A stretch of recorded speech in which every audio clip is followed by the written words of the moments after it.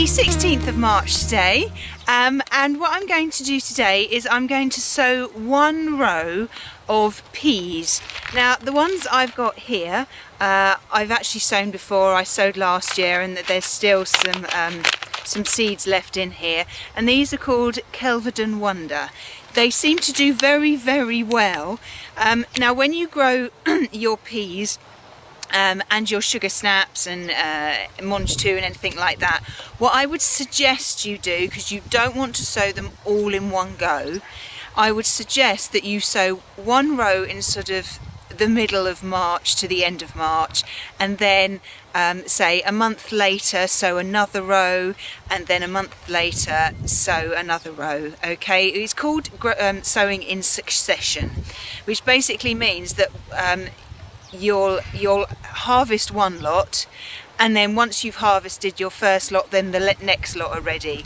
Because okay, you can freeze peas, but you cannot freeze Monge 2 and sugar snap. They just go all soft and soggy and wrinkly and disgusting. So you really need to eat them fresh. So that's what I'm going to do with these. Now you can either sow them in a wigwam, or you can sow them in a long line. I've tried both.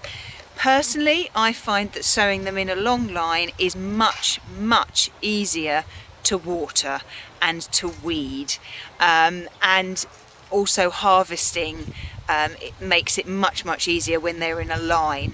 I always tend to miss them when they're in a wigwam. So I'm going to show you those. You can sow your peas all the way through until, I think it's July, March, April, May, June and July. You can sow them. So I'll just show you these normal peas. Later on in the season I have got sugar snaps to do, which I will show you those when I come to do them. So let's sow the peas. Now I'm carrying on from where I left off the other day. Remember I sowed a row of radish and then a row of spinach. I'm now going to sow a row of peas next to them. I've left a gap of about 9 inches between each row so that they have lots of room to spread. Now what I'm going to do is I'm going to get some sticks. These are canes. They only need to be between 3 and 4 foot long, because the peas themselves, the plants, won't grow that high. And what I'm going to do is I'm not going to put them straight up, I'm going to put them at an angle. So let me show you. So just put one in and just push it down about 6 inches. Okay, and then we'll have another one over here. Crisscross them over each other, just like that. And go all along the row, crisscrossing them like this. And then once we've done that, then we'll sow the peas. So I've done my my sticks. They're all sort of crisscrossing. Just be very careful when you get to the end of the row that none are actually sticking out, and they might poke you or somebody else as they walk past. Now what I'm going to do round the base of each stick is I'm going to put 4 pea seeds. Now these are the pea seeds. They're quite large. They just look like shriveled up peas. Okay, so Monge 2 and sugar snap all look exactly the same. So just get your finger and just make clear a little space around the bottom, and then just get 4 pea seeds and just go north, south, west, east as best as you can.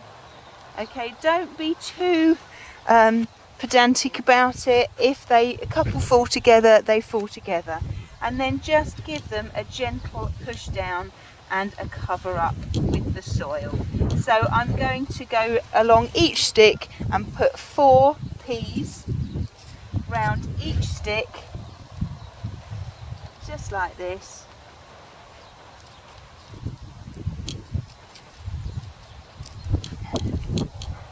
And then I'll come back to you when I'm done. And once you've sown all your peas and pushed them all down, just give them a good water. If any pop up, just give them a push right back down into the soil again.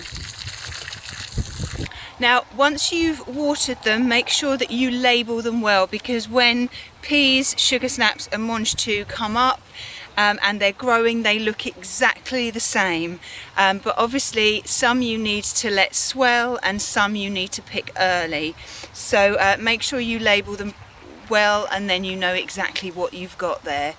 Now if you have a problem with squirrels or mice that come round and start digging up your pea seeds, what might be a good idea is once you've sown them is that you can put some sort of chicken wire across the top, very fine chicken wire, and this will actually stop the mice and the squirrels getting down to get them, but therefore you can't put the sticks in until you take the wire off. Or put them through the wire, so it gets a little bit tricky. You'd have to do them slightly different. You can start your peas at home in the greenhouse. They're great if you've got a spare piece of guttering. You can fill it with compost and plant your pea seeds in there, and then when they're about 3 inches tall you can just dig a trough outside the same size and the same length and just slide them in. Okay, so that's another good thing to do if you live somewhere that's cold and you want to give your peas a little bit of a head start. But that's one row of peas. As I say, I will wait for a month before I sow the next row of peas, and I will show you how these grow. But what I need to do now is to start preparing the beds for the potatoes to go in. So let me show you how to do that. Now when you grow your potatoes, you should never grow them in the same spot year after year after year. You need to move them round. So last year I grew mine over there on plot 2, so this year I'm going to grow them on plot 1. Now I've got 1, 2, 3 beds along this side, but I have more space over here just in case I overflow. But what I'm going to do is I'm going to dig this bed over, take out any weeds that there are, and then once I've done that I'm going to ew, what's that? I don't know, disgusting. I don't know what that was. Looks a bit foul to me. What I'm going to do is I'm then going to sprinkle some of this potato fertilizer on. I find that it does do really quite well. It sort of slow releases. You sprinkle it on the top, give it a bit of a fork in, and then sort of leave it, and it very slowly releases wonderful stuff to help your potatoes grow. And to be honest with you, the size that mine got last year,